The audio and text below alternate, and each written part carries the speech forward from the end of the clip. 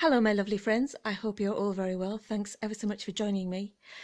This week, the week of recording this video, the Queen of England, Queen Elizabeth II, passed away. The country is in a national state of mourning.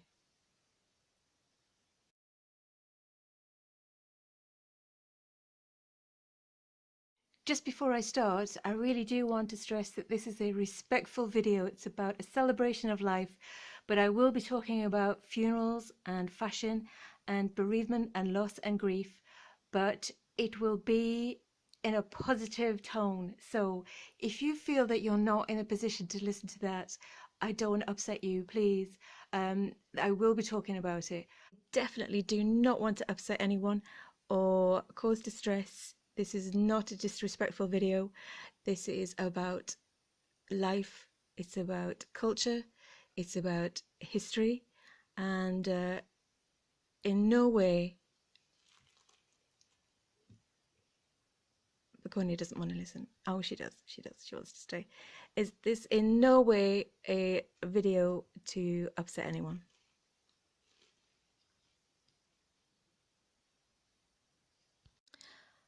I've thought a lot about grief this week, my own personal grief throughout my life, and also the therapeutic benefits of shared communal grief, which I discovered quite late in life. And even though I'm not a monarchist and I'm an atheist, I do understand the comfort that shared grief brings, and I understand, I get it. As I said, I'm not a monarchist. However, as a tribute to the Queen, to her famous dry sense of humour, but also her absolute love of fashion, I thought I would feature or even dedicate this Friday Feelgood vlog to funeral fashion. And some of you might think that's bad taste. I'm sorry, I disagree. It's fantastic taste, because I have come to the conclusion that mourning and wearing black and wearing formal funeral fashion it's a statement, and it's an expression of your grief and your solemnity, but also it's about that shared unity where you all come together, and there is a style, there is a fashion, it's a statement, and it's a comfort. I find it a comfort, and it's also beautiful and it's celebratory.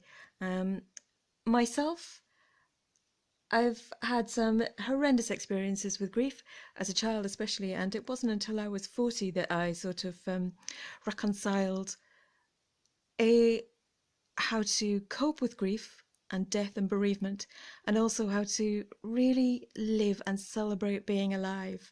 And that was quite well, it was a complete change in my life for the better. It was a liberating moment, absolutely hugely liberating, and a turning point. I don't think in this country, I'm in England, I'm English, we really have a sort of a handle on how to deal with grief and how to deal with death, really. And I feel personally, this is just my own feeling, it's because we don't really understand how to live. A lot of our culture is dependent on living in the past, being ashamed of things we've done in the past, or being proud of things other people have done in the past. I mean, you know, sort of often without merit, and also just sort of living for the future as well, but a future that is always constantly out of reach. For me personally, that consumed me. That was our culture. That was just something that wasn't even discussed. It was just assumed that you either lived in the past and for the future, or you didn't live at all. And it wasn't until I started living in different cultures that I really sort of experienced what it felt like to live in the moment. And at that point, I just started living. I became alive. in the true absolute sense of it, in that moment, and I still live in the moment for the now. I don't put things off. I mean, I put things off because that's procrastination, but I mean, I don't put experiences off. I don't experience something now and then think that I'll process it when I get home in the future. I absolutely experience whatever I'm doing in the moment. And grief and bereavement and loss taught me that. So what I'm going to do in this feel good video is a celebration of the colour black and funeral fashion, and celebrate being alive. So please join me. And if it's not for you, I completely understand. Next week I'll do some plants.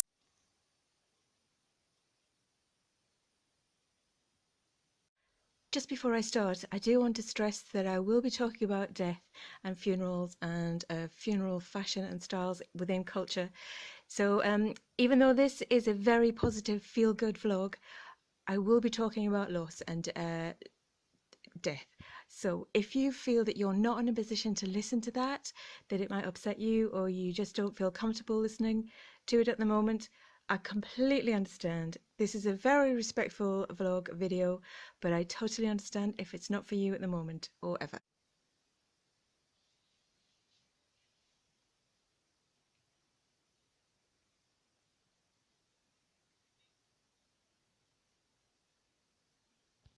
So if you're still with me and you're happy to carry on, here we go. I'm going to start with my collection of vintage funeral hats.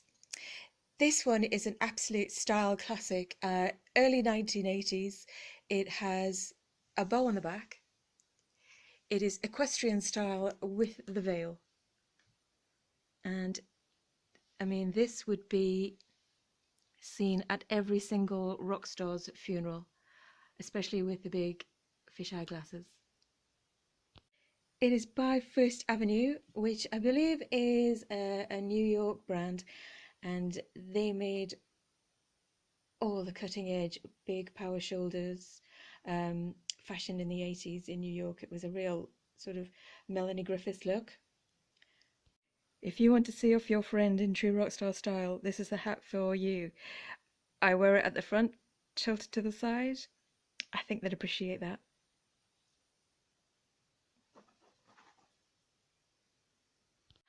By contrast, this is from the same era, early 1980s, but this is very much a country English funeral hat, or English country funeral hat in style. It's a felt with a pheasant feather motif with a scooped brim. It has no maker, but similarly I paid £5 for this hat and £5 for the New York hat.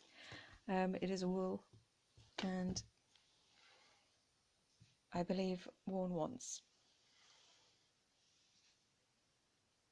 This next hat I actually bought the first time I came to Liverpool, and it is spectacular. A little bit dusty, it's been in the box quite a few years now, but let me get it out for you. This is actually one of my own personal favourite hats. I've worn it myself. It's an original Homburg hat made in London, famously worn by King Edward VII, Winston Churchill, more importantly Poirot, and even more importantly than Poirot, gangsters in The Godfather.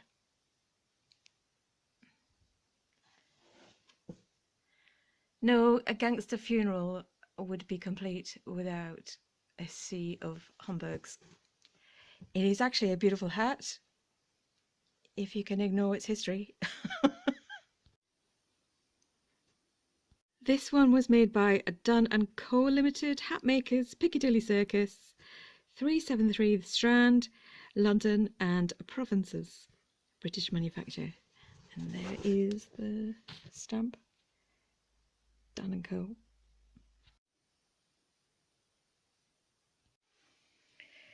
This one is also a vintage, genuine equestrian hat, and this one has a fantastic style. It's Mexican, and There we are, you can see inside. Alexandra and Varela?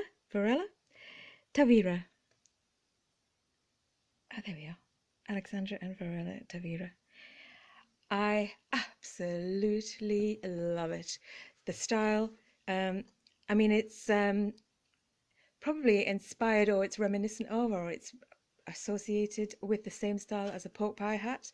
Perhaps they came from the same origin, but we call them pork pie hats here, and it just has such an amazing look. Just a second. You can get the silhouette shape.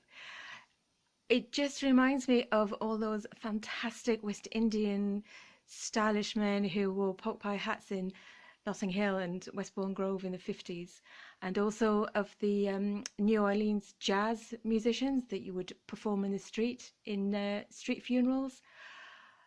It's just style personified. It's amazing. Beautiful.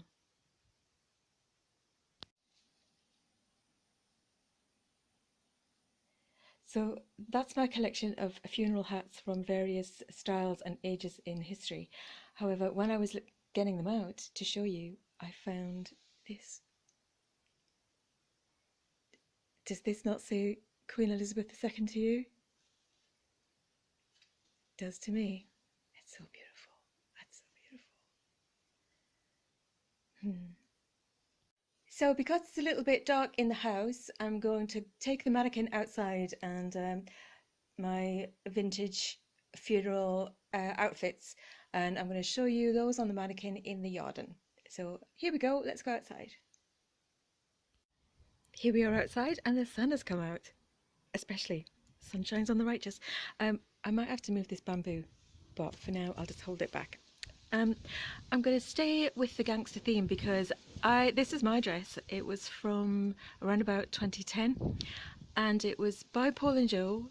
I bought it for a show I was doing. It was called Death of a Jazz Singer, and I used to perform at a club that was sort of a Gatsby gangster prohibition theme style club night thing, and I wore this dress, and I don't remember being that tall and thin actually, but clearly I was.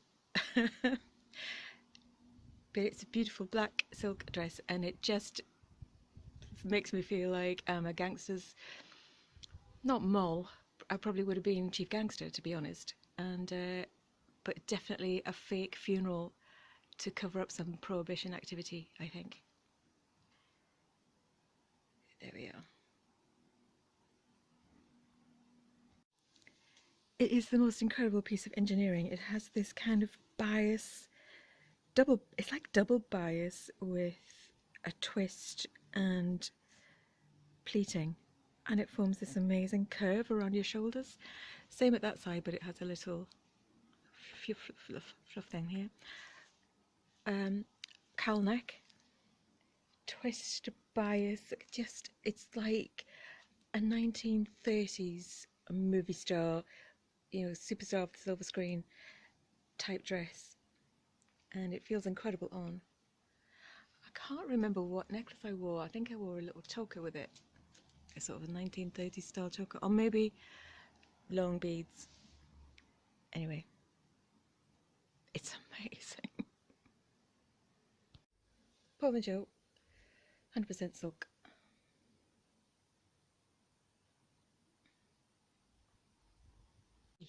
From the sublime to the ridiculous, back to the sublime. This one I think is an original 1970s two-piece. It's actually a dress under there, but it's punk, it's new age, it's a crocodile embossed print, hang on, there we are, and it's got mega puff sleeves. This would definitely be a goth punk funeral outfit, perfect for it.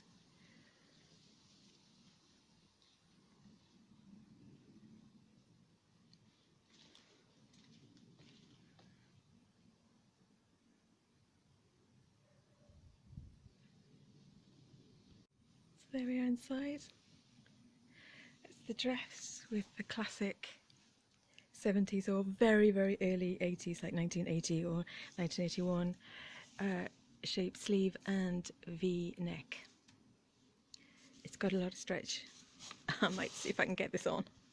That would be amazing. One was by Wham, which could not be more punk new wave if it tried. Dress by itself, the little net frill on the bottom. Pull on, no zips. Stretchy. From the other side of the spectrum and side of the world, I've got something that's probably from the same era, early 1980s, possibly 80, 81, 82, and I've got two of these structured dresses. They're from Japan. I bought them in Hong Kong from a vintage shop in Wan Chai, and I always call the shop Heebie Jeebies, but it's not. It's called Mean G, I think. But you'd be better off googling it before you try and find it, because I don't think either of those names are right. But it's the main vintage shop in Hong Kong, in Wan Chai. Not Wan Chai, Kowloon. Right, okay.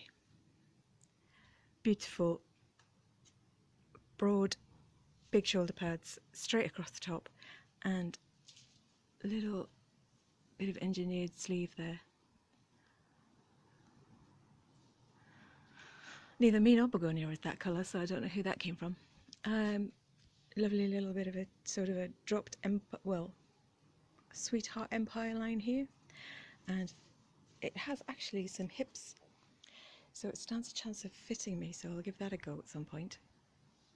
Beautiful, classic Japanese style, very sleek. Another one that I bought at the same time from the same shop on the same night. This one is a Tokyo Nights. So I'll put this on the mannequin, show you. This is the second Japanese vintage dress I bought from the Hong Kong shop in not Wan Chai, in Kowloon, and it was at Yamate at the night market. The shoulders, my god, I mean, out of this world, absolutely sublime. They are huge, and the engineering involved in that is beyond rocket science, I think. I think it's amazing. It never ever ceases to just send me into complete awe. How they can make shoulders do that, it's incredible. That's the shoulder pad. It's stunning, absolutely stunning. A feat of fashion and engineering. With this, I think it's screaming out for something there, some sort of mid-length pendant. But you could wear this to a mathematician's funeral, I think. I think they'd appreciate it.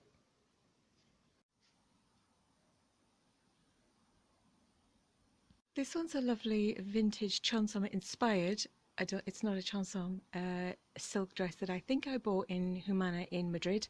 Humana is the sort of national chain of charity shops in Madrid, and they do vintage. They have sort of sections in some of the big stores that is specialised in vintage clothes, but generally you just have to look through everything. It's like a treasure hunt, and they do amazing sales. They'll do like a €1 day, so it's loads of fun to see what you can find on that day.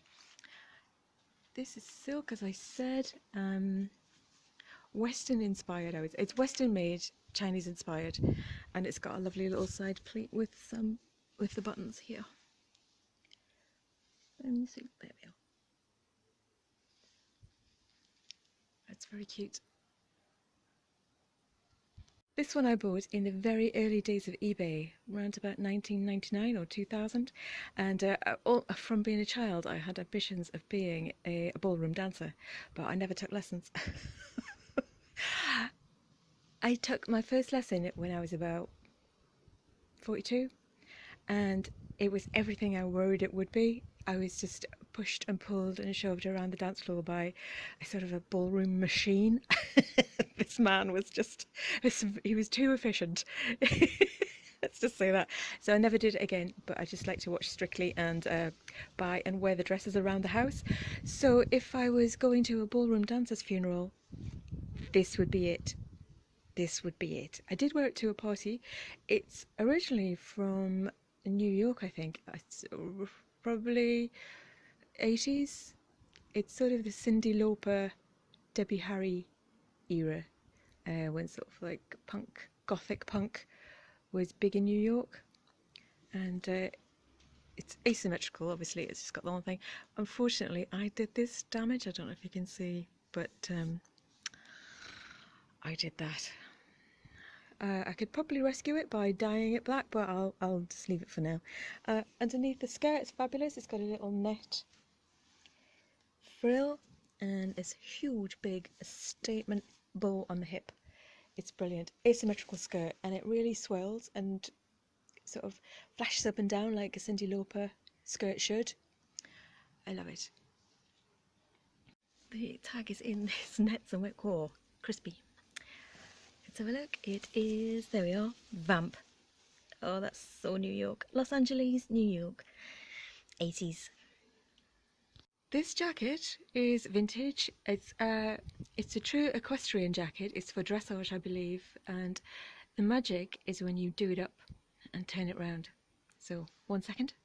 There we are, it's starting to take a nicer shape, but it does have a lovely nipped in waist when it's done up, and it's got a very long length with a little bit of a fishtail, which is obviously for going over the horse's rump.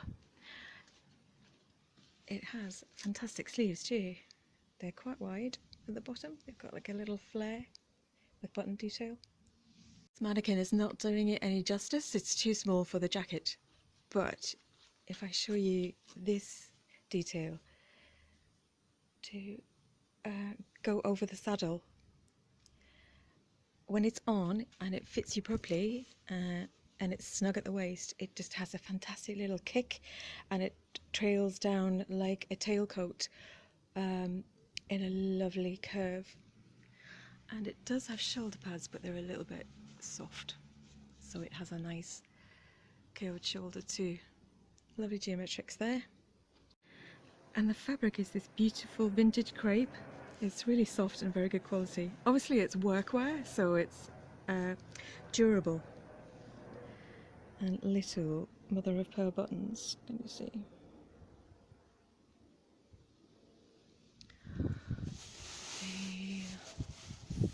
The maker is Grace collection.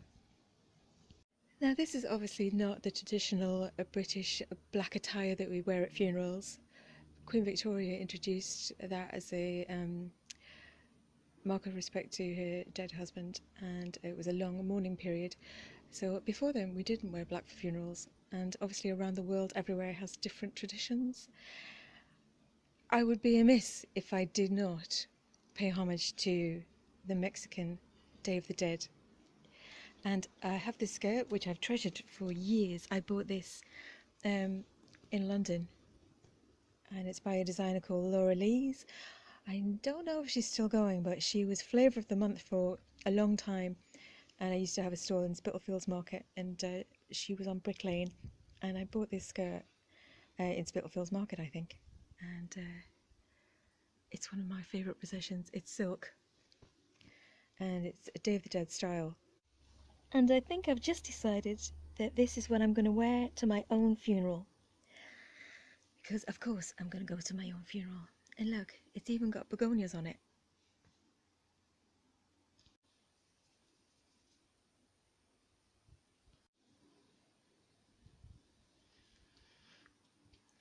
I also found this. And if there is an afterlife, I want it to look like that.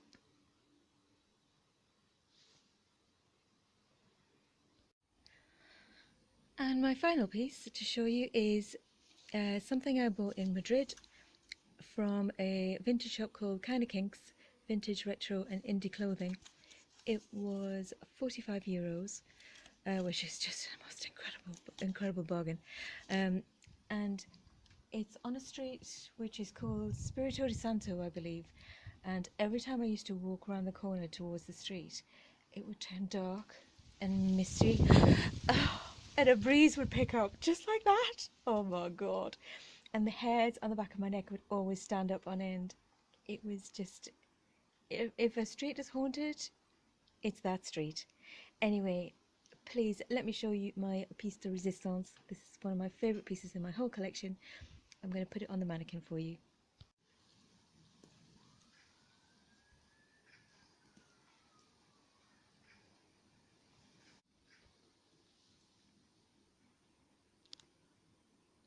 There you have it, a vintage velvet floor length lined full collar riding coat. Call the cops.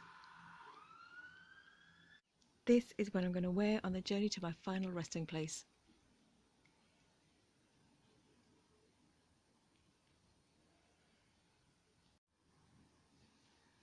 This is perfection. It is Spanish, but so much of it, the design, the slight flare to the bottom, the tight sleeves and the small rise at the shoulder with the big collar, reminds me so much of Victorian Gothic design. And the Queen, when she wears her formal riding uniform.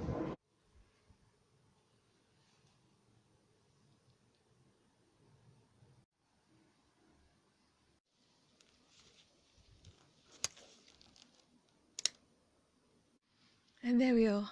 All we needed was the final touches.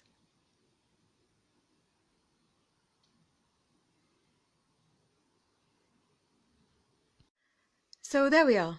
I hope if you're still there, you enjoyed that. I did think long and hard about whether to do this video, you know, funeral fashion, is that bad taste?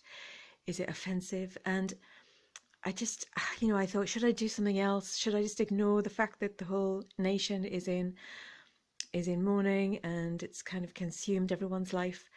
And I just thought, well, that's exactly why you should do it, because I learnt too late, as I said earlier, that to ignore grief and to avoid it and to, even worse, let other people make you ignore your own grief can just cause so much damage inside, emotionally and psychologically and physically. And I think for me, it's about being able to express that experience, because grief and loss of love, in whatever form that love is the most profound experience.